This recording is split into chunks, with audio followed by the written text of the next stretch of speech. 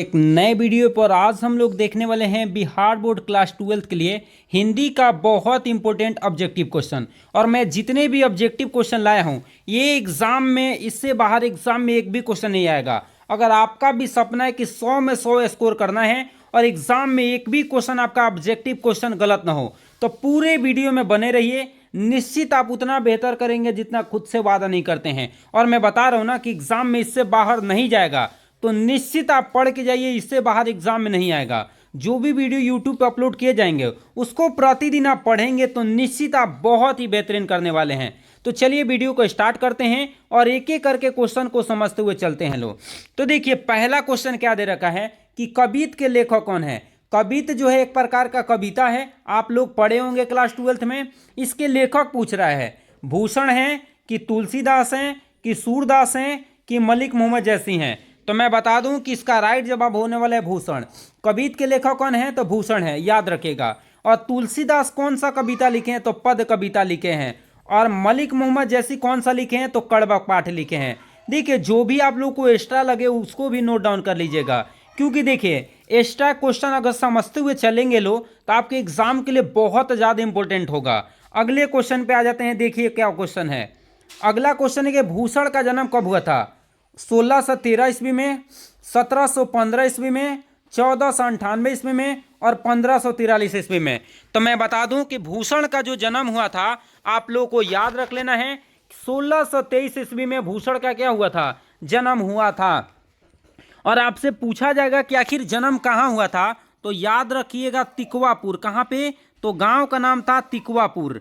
याद रहेगा आपको, जो कि कहाँ पड़ता है तो कानपुर में पड़ता है। कहाँ पे, कानपुर में। और वही राज्य का नाम पूछेगा तो आप लोग को याद रखना है यूपी। तो भूषण का जन्म हुआ था 1613 ईस्वी में, तिकवापुर, कानपुर और यूपी में। अगर गांव का नाम पूछेगा तो तिकवापुर, और जिला का नाम पूछेगा तो कानपुर, और राज्य का नाम पूछेगा तो आपको क्या बताना है, यूपी बताना है। अगले क्वेश्चन पे आ जाते हैं। देखिए क्या है, भूषण की मृत्यु कब हुआ था। भूषण की मृत्यु कब हुआ था। ऑप्शन क्या दे रखा है, 1613 ईस्वी में, 1715 ईस्वी में, 1498 ईस्वी में, 1543 ईस्वी में। तो मैं बता दूं कि इसका राइट जवाब जो होने वाला है वो होने वाला है 1715 ईस्वी में। तो इस बात को आपको याद रख लेना है कि 1715 ईस्वी में क्या हुआ था, भूषण की क्या हुआ था, मृत्यु हुआ था, याद रखेंगे। अगला क्वेश्चन देखिए क्या है, भूषण का जन्म स्थान कहाँ है। और इसका आंसर मैं अभी बताया हूँ, इसका आंसर आप लोग जरूर कमेंट करके बताइएगा। देखिए आप लोग कमेंट करके आंसर बताते हैं ना तो हमें भी लगता है कि आप लोग पढ़ रहे हैं और मेहनत कर रहे हैं और प्रॉपर वीडियो को वॉच कर रहे हैं।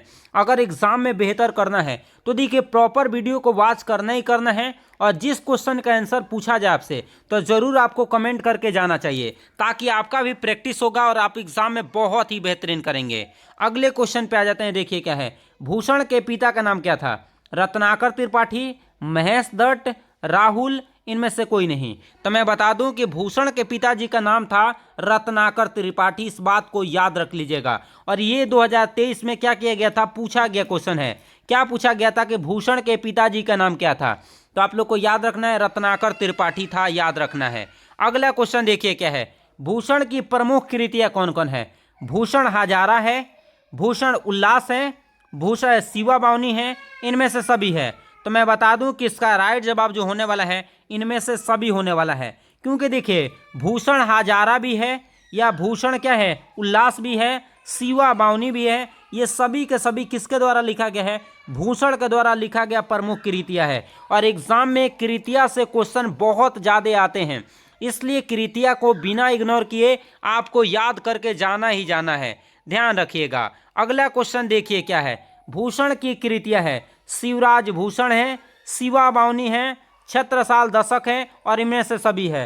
तो मैं बता दूं कि इसका भी राइट जवाब सभी के सभी होने वाला है, क्योंकि ये भी कृतियां किसका है, भूषण का है। लेकिन मैं आप लोगों को कुछ बता देता हूं जो कि बहुत बहुत बहुत इंपॉर्टेंट है। पूछा जाएगा कि कितने छंदों में शिवराज भूषण लिखा गया है, कितने छंदों में लिखा गया है, तो याद रखिएगा 384 इसमें छंद है। अगर पूछा जाए कितने अलंकार है तो आप लोग को याद रख लेना 105 अलंकार है। देखिए दोनों पॉइंट आप लोग शिवराज भूषण से याद कर लीजिएगा, कि शिवराज भूषण में कितने छंद दिए गए हैं, तो 384। और वही पूछा जाए कितने अलंकार हैं, तो आपको 105 याद रखना ही रखना है। ये बहुत ज़्यादा इंपॉर्टेंट है। दूसरी बात आपको क्या याद रखना है, शिवा बावनी से याद रखना है कि इसमें 52 मुक्तक हैं। कितने मुक्तक हैं अगर पूछा जाएगा कि ये बताइए कि शिवा बावनी में कितने मुक्तक हैं, तो आपको याद रखना है कि 52 मुक्तक हैं, जिसमें छत्रपति शिवाजी के वीरता का बखान है। इसमें शिवाजी के वीरता का क्या किया गया है, बखान किया गया है। इस बात को भी आपको याद रखना है। अगला आ जाते हैं छत्रसाल दशक में। तो छत्रसाल दशक में 10 छंद हैं। कितने छंद हैं, तो आपको याद रखना है 10 छंद हैं, जिसमें महाराजा छत्रसाल की वीरता का क्या किया गया है, इसमें योगदान दिया गया है। इस बात को याद रखेंगे। अगला क्वेश्चन देखिए क्या है।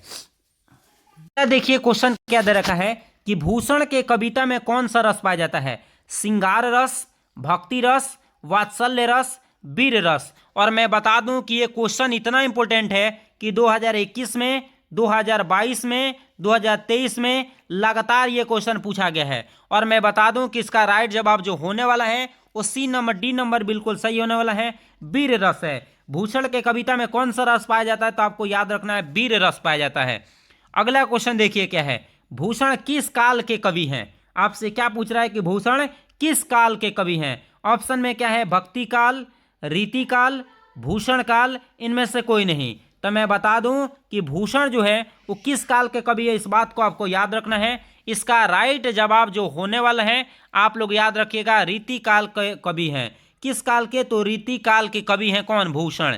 अगला क्वेश्चन देखिए क्या है, यह भी बहुत इंपॉर्टेंट है कि भूषण मुख्यतः किस भाषा में रचना किया है, खड़ी बोली, ब्रज भाषा, अवधी, और इनमें से कोई नहीं।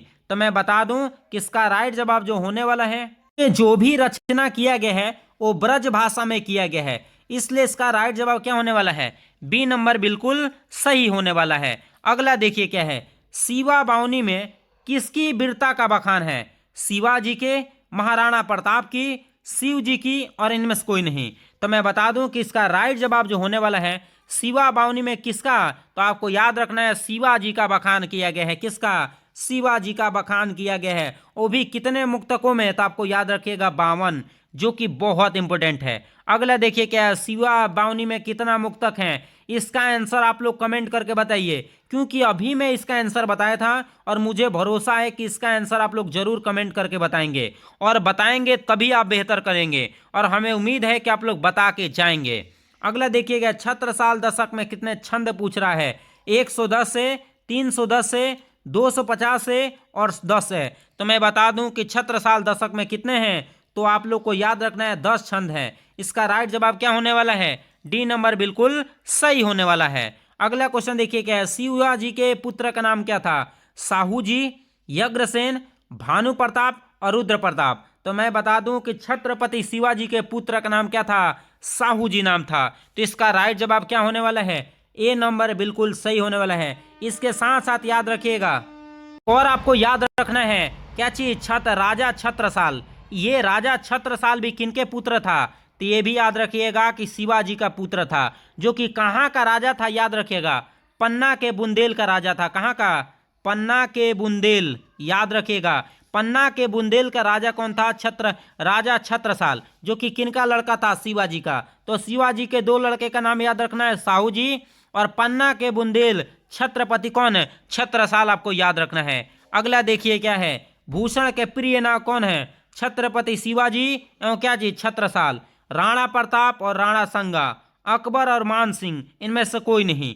तो मैं बता दूं कि इसका राइट जवाब ए नंबर होने वाला है। भूषण ने जो कविता लिखा है वो किस पे लिखा है, तो छत्रपति शिवाजी और छत्रसाल पे लिखा है। अगला क्वेश्चन देखिए क्या है, शिवाजी भूषण में कितने अलंकार निरूपित है, 110, 112, 108, 105। ये भी मैं बता चुका हूं आप लोग को, जैसे भी क्वेश्चन स्टार्ट किया था तभी मैं इसका आंसर बताया था, और हमें उम्मीद है कि 16 नंबर का आंसर आप लोग जरूर बता के जाएंगे। अगले क्वेश्चन पे आ जाते हैं, देखिए क्या है, कबीर के प्रथम पद में कौन सा रस है, वीर रस है, श्रृंगार रस है, करुण रस है, इनमें से कोई नहीं। तो मैं बता दूं कि इसका राइट जवाब होने वाला है वीर रस है। कविता के प्रथम पद में कौन सा रस है, तो आपको याद रखना है वीर रस है। अगला क्वेश्चन देखिए क्या है, यह भी बहुत इंपॉर्टेंट है, कविता के द्वितीय पद में किस रस की आम्बेजना की गई है। क्या पूछ रहे हैं कि द्वितीय पद में कौन सा रस है, वीर रस है कि श्रृंगार रस है, कि अगला ऑप्शन देख लेते हैं, करुणा से रस है, इनमें से कोई नहीं। तो मैं बता दूं कि इसका राइट जवाब जो होने वाला है ये क्या होने वाला है, इनमें से कोई नहीं, इसमें से कोई दिया ही नहीं गया है, याद रखिएगा। अगला क्वेश्चन देखिए क्या है, छत्रसाल की तलवार काली देवी को क्या प्रदान करती है, प्रसाद, भोजन, उपमा और गहना। तो मैं बता दूं कि इसका राइट जवाब होने वाला है क्या चीज, इसका राइट जवाब होने वाला है काली देवी को क्या, प्रसाद, आपको ध्यान रखना है। अगला क्वेश्चन देखिए क्या है, छत्रसाल की तलवार का कौन सा रूप धारण कर रहा था, रौद्र रूप, भयंकर रूप, मधुर रूप, इनमें से कोई नहीं। तो मैं बता दूं कि इसका राइट जवाब होने वाला रौद्र रूप धारण कर रखा है। कौन सा रूप, रौद्र रूप। अगला देखिए क्या है, भूषण ने समुद्र से किसकी तुलना की है, राम की, शिवाजी की, छत्रसाल की, इनमें से कोई नहीं। तो मैं बता दूं कि इसका राइट जवाब होने वाला है क्या चीज, शिवाजी होने वाला है। अगले क्वेश्चन पे आ जाते हैं, देखिए क्या है, भूषण को कवि भूषण की उपाधि किसने दिया था, सोलंकी राजा रुद्रशाह ने, शिवाजी ने, शिव जी ने, इनमें से कोई नहीं। तो मैं बता दूं कि इसका राइट जवाब होने वाला है सोलंकी राजा रुद्रदास ने क्या किया था, इनको कवि भूषण की उपाधि दी थी। अगला देखिए क्या है, भूषण के भाई का नाम क्या था, आपको याद रखना है कि भूषण के भाई का नाम क्या था, चिंतामणि त्रिपाठी, मतीराम भूषण, दोनों, इनमें से कोई नहीं। तो मैं बता दूं कि इसका राइट जवाब दोनों होने वाला है, चिंतामणि त्रिपाठी और मतीराम भूषण, ये दोनों के दोनों भूषण के भाई थे। और इसके साथ आज के लिए इतना ही क्वेश्चन नहीं देंगे, लेकिन मैं आप लोग को मैं कहना चाहूंगा कि सबके पास अगर हिंदी का बुक है, ये बातों को मानते होंगे आप, तो जरूर ये जितने भी देखिए कविता चैप्टर जो है इसमें जो भी लाइन दिया गया है उन सभी लाइन को आप ध्यान रखिएगा, क्योंकि किसी भी लाइन से एग्जाम में क्वेश्चन आ सकता है, और कोई भी लाइन से अगर क्वेश्चन आ गया तो आपके लिए बहुत जो है कठिन हो जाएगा। इसलिए हर लाइन को आपको याद करके जाना है, ताकि आपके एग्जाम में एक भी क्वेश्चन गलत न हो और आप एग्जाम में बहुत ही बेहतरीन करें। और इसी क्वेश्चन के साथ हम लोग मिलेंगे अगले वीडियो में। लेकिन हाँ, वीडियो अच्छा लगा होगा तो जरूर लाइक करिएगा, शेयर करिएगा और चैनल को जरूर सब्सक्राइब करके जाइएगा। चलिए तो मिलते हैं अगले वीडियो में, तब तक के लिए जय हिंद।